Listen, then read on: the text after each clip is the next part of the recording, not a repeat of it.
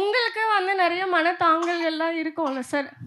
எவ்வளோ பொருளாதார சார் பேசும்போது சொன்னாங்க, உள்ளுணர்வை மறைச்சிட்டு வெளியே வந்து ஆக்டிங் பண்ணுறது பெரிய கஷ்டம் அப்படின்ட்டு. அந்த மாதிரி டெய்லி டே டு டே லைஃப்பில் உங்களுக்கு எவ்வளோ மன பிரச்சனை இருக்குது.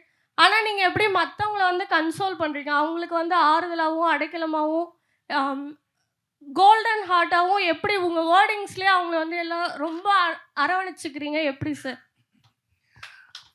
அது எப்படின்னு எனக்கே தெரியாது. என்னை பொறுத்த வரைக்கும் மனிதனாக பிறப்பதே அரிது. அப்புறம் வந்து டெஸ்டினி பிரிங்ஸ் பீப்புள் டுகெதர் நான் நினைப்பேன். அதை எங்கோ பிறந்து எங்கோ வளர்ந்து இருவர் சந்திப்பதே அரிது. அப்போ இருவர் சந்திக்கிறாங்கன்னா அது காரணம் இல்லாமல் சந்திக்க முடியாது. இன்னைக்கு இவ்வளோ பேர் இதே இடத்துல வந்து உட்காந்துருக்காங்கன்னா அது காரணம் இறைவனாக தான் இருக்க முடியும். அப்போ அந்த சந்திப்புக்கு வந்து வேல்யூ இருக்கும்னு நினைக்கிறவனா. ஆனால் என்னை பொறுத்த வரைக்கும் எனக்கு ரொம்ப க்ளோஸ் சர்க்கிளில் ரொம்ப ஜாலியாக இருந்தேன்னா அன்றைக்கி ஏதோ பெரிய ப்ராப்ளத்தில் இருக்கேன்னு அர்த்தம். ஸோ என்னை அப்படியே வளர்த்துக்கிட்டேன்னா எனக்கு வந்து அந்த பெரிய சலசலப்பாக எதுவுமே எடுத்துக்க மாட்டேன். தட் இஸ் அது வேறு இது வேறு சேனலைஸ் பண்ணிவிடுவேன் பாக்ஸாக.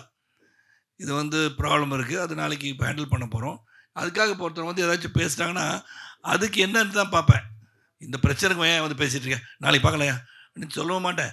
எனக்கு அது வேறு இது வேறு. So I deal every thing very calmly. அது எந்த பிரச்சனையாக இருந்தாலும் சென்சிபிளாக தான் டீல் பண்ணுவேன். அண்ட் நியாயம் இருக்கான்னு பார்த்துக்குவேன். ஸோ அப்படி தான் இருப்பேன். என்னை பொறுத்தவரைக்கும் கிருஷ்ணவேணி மட்டும் இல்லை, அந்த மாதிரி நிறைய பேர் இருக்காங்க. கிருஷ்ணவேணி வந்து சின்ன வயசுலேருந்து படிக்க வச்சு கொண்டு தான் அதுக்கு அந்த ஆர்வம் இருந்து நியாயம் இருந்து அது கூடவே கடைசி வரைக்கும் இருந்து திருமண வாழ்க்கை எல்லாமே அமைஞ்சதுன்னா அது அவங்களுக்குன்னு இறைவன் கொடுத்தது. நான் வந்து ஒரு தூதுவன்.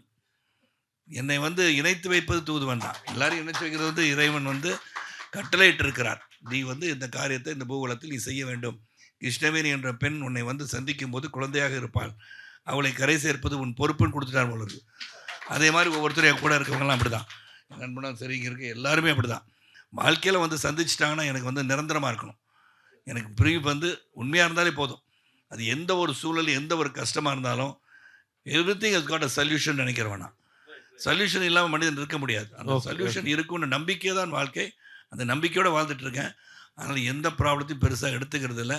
அது தரப்போகிற காரியமாக இருந்தால் கூட I will face it. Super. I know we can அச்சீவ்ன்றது நம்பிக்கை எனக்கு இருக்குது. அதுதான் உன் கிருஷ்ணவேணிக்கு பதில். Okay sir. கிருஷ்ணவேணி நீங்கள் சொல்லி இங்கேயும் நிறைய ரசிகர்கள் அவர் ரொம்ப ஸ்டார்டிங் ஸ்டேஜ்லேருந்தே இருந்திருக்காங்க. உங்களுக்கு நான் சின்ன வயசுலேருந்தே இந்த படம் பார்க்குறேன், இப்போ போட்டாலும் நான் நவர மாட்டேன், இந்த படத்தை பார்த்துக்கிட்டே இருக்கிறேன். என்ன படம்? எல்லாமே சூரியவம்சம், நாட்டாமை, நட்புக்காக கலைஞர் டிவியில் போட்டுக்கிட்டே இருப்பாங்க. மறுநாள் வந்து 10th பப்ளிக் எக்ஸாம் இருக்கும். ஆனால் நைட்டு கேடிவியில் படம் போட்டாங்கன்னா அதை பார்த்துட்டு 10 மணிக்கு மேலே தான் வந்து ரிவைஸ் பண்ணுறதுலாம் பண்ணுவோம். ஈவன் காலேஜ் எக்ஸாம் எதுவாக இருந்தாலும் ஃப்ரெண்ட்ஸ் கேட்பாங்க தான், இந்த மாதிரி இதே படத்தை எத்தனை வாட்டி நீ பார்ப்ப, நாளைக்கு எக்ஸாம் இருக்க படிக்க மாட்டியா அப்படின்னு சொல்லிட்டு.